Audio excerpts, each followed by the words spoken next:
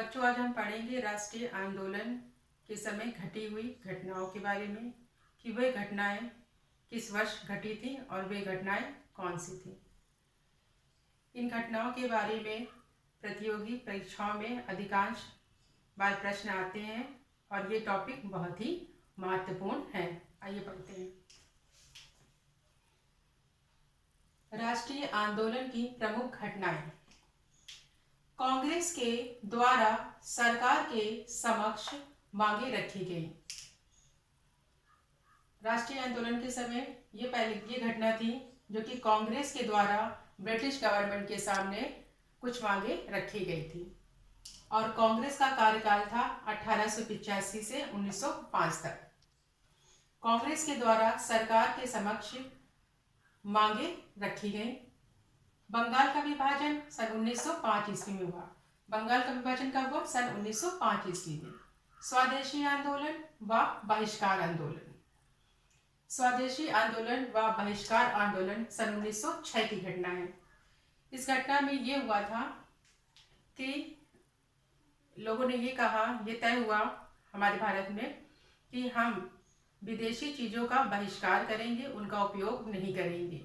हम जो हमारे भारत में बन रही चीज़ें हैं उन्हीं का उपयोग करेंगे।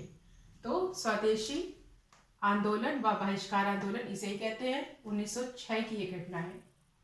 सूरत अधिवेशन तथा कांग्रेस का विभाजन। कांग्रेस का विभाजन 1907 में हो गया। 1905 तक कांग्रेस का विभाजन नहीं हुआ था। तो सूरत अधिवेशन तथा कांग्रेस का विभाजन 1907 ईस्वी। दिल्ली दरबार की घटना सन 1911 की घटना है। दिल्ली दरबार की घटना सन 1911 की है।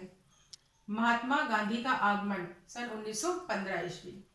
महात्मा गांधी का आगमन 1915 ईस्वी। लखनऊ समझौता 1916 ईस्वी।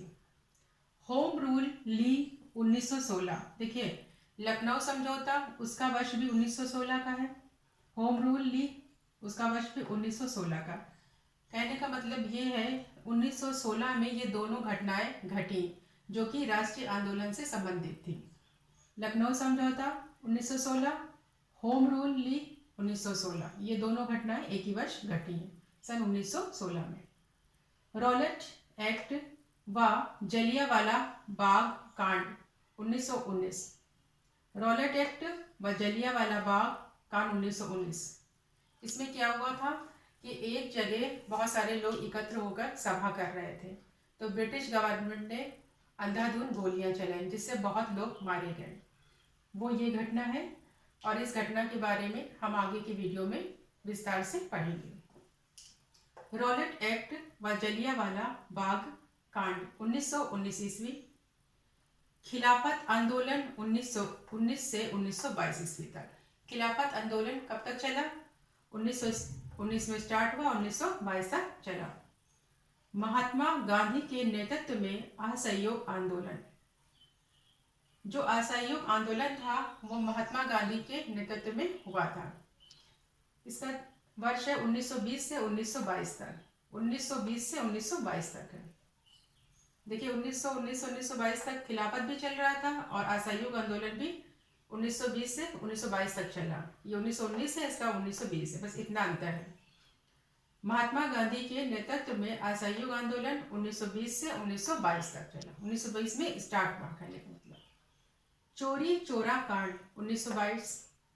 असहयोग आंदोलन की समाप्ति 1922।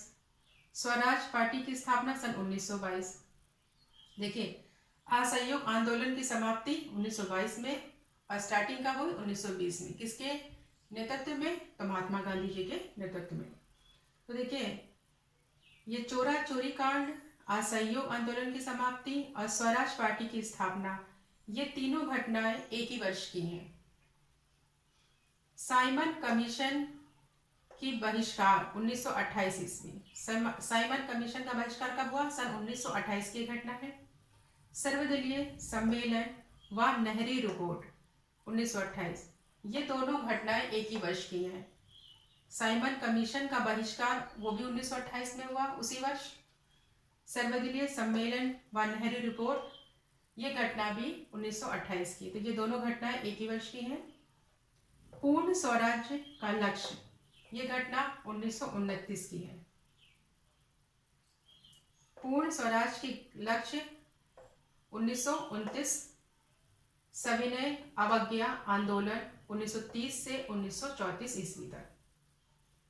दांडी मार्च 1930, सविनय अवज्ञा आंदोलन 1930 से 1934 तक चला। दांडी मार्च 1930। प्रथम गोलमेज सम्मेलन 1930 ईस्वी। गांधी इरविन समझौता 1931। द्वितीय गोलमेज सम्मेलन 1931। प्रथम गोलमेज सम्मेलन 1930, द्वितीय गोलमेज सम्मेलन 1931, तृतीय गोलमेज सम्मेलन 1932। प्रांतों में कांग्रेस मंत्रिमंडल 1935 की घटना है। प्रांतों में कांग्रेस मंत्रिमंडल 1935 की घटना ये है। क्रिप्स मिशन 1942, भारत छोड़ो आंदोलन 1942 ईस्वी। सेना, देखिए क्रिप्स मिशन और भारत छोड़ो आंदोलन दोनों एक ही वर्ष घटित हुआ था। ये दोनों घटनाएं जो थी 1942 में घटित हुई थी। क्रिप्स मिशन में अगर आएगा तो भी आप 1942 लगाएंगे, अगर भारत छोड़ो आंदोलन आएगा तब भी आप 1942 यानी 1942 लगाएंगे। दोनों एक ही वर्ष की घटित घटनाएं हैं। सेना में विद्रोह 1946, प्रत्यक्ष कार्यवाही दिवस, ये घटना भी 1946 की है। कैबिनेट मिशन 1946, ये जो तीनों घटनाएं हैं, सेना में विद्रोह, प्रत्यक्ष कार्यवाही दिवस, कैबिनेट मिशन, ये तीनों घटनाएं 1946 में घटित हुई थी। तो इनका जो वर्ष है वो एक ही आएगा, आप इसमें कंफ्यूज मत होइएगा। अगर सेना में विद्रोह आएगा तब भी आप 1946 लगाएंगे, प्रत्यक्ष कार्यवाही दिवस आएगा तो भी आप 1946 लगाएंगे, कैबिनेट मिशन आएगा तब भी 1946 लगाएंगे आप। इसमें से बहुत सारी घटनाओं का वर्ष एक ही है कि एक ही वर्ष में कई घटनाएं घटी हैं, इसलिए आप एक ही वर्ष में कई घटनाएं घटी हैं, इसलिए आप बिल्कुल कंफ्यूज मत होइएगा। आप इसको हर घटना को अच्छे से पढ़ें, उसका वर्ष याद करें तो कभी ये गलती नहीं होगी। आप इसको सीक्वेंस में इसी तरीके से अगर याद कर लेते हैं बच्चों, तो फिर आप इससे संबंधित जो आपको कंफ्यूजन है वो दूर हो जाएगी और आप अच्छे से क्वेश्चन पेपर सॉल्व कर सकते हैं और कोई प्रॉब्लम नहीं आएगी। एक बार इसको हम फिर से पढ़ लेते हैं। कांग्रेस के द्वारा सरकार के समक्ष मांगे रखी गई। बंगाल का विभाजन 1905 ईस्वी। स्वदेशी आंदोलन व बहिष्कार आंदोलन 1906। पहले बंगाल का विभाजन हुआ, फिर स्वदेशी आंदोलन स्वदेशी आंदोलन व बहिष्कार आंदोलन 1906 में हुआ। सूरत अधिवेशन तथा कांग्रेस का विभाजन 1907। देखिए ये सीक्वेंस में सारी घटनाएं लिखी हैं। दिल्ली दरबार 1911 में, महात्मा गांधी का आगमन 1915 में, लखनऊ समझौता 1916, home rule league 1916, Rowlatt act व जलियांवाला बाग कांड 1919 ईस्वी, खिलाफत आंदोलन 1919-1922।